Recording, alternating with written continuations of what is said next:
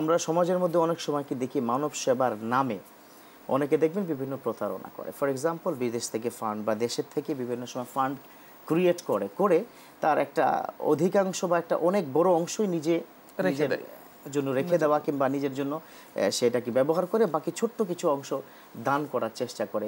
এই যে দানের নামে প্রতারণা কিংবা মানব সেবার নামে আমরা কি প্রতারণা দেখছি, ইসলামী বিষয় কি বলে? ইসলাম মানব সেবার নামে যে আমরা প্রতারণা করছি, এটা তো বান্দার হক, হকুল্লাহ হকুল ইবাদ, বান্দার যেটা হক রয়েছে সেটা তো অবশ্যই বান্দার কাছে সেটা বুঝিয়ে দিতে হবে।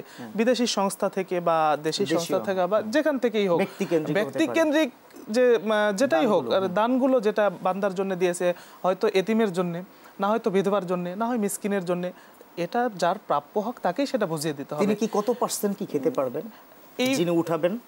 না, তার জন্য আপনি বলবেন। তো যে ব্যক্তি এটা তুলছে বা বুঝিয়ে দেওয়ার জন্য বা সাহায্য করার জন্য যে ব্যক্তি দানটা তুলতেছে, যেটাকে যাকাতের উত্তোলনকারী বলা হয়েছে, এই যে ব্যক্তি, এর পারিশ্রমিক যদি আমরা যারা আমরা দান করতেছি তারা যদি পারিশ্রমিক হিসাবে যদি কোনো মূল্য নির্ধারণ করি, সেটা তার জন্য জায়েজ আছে।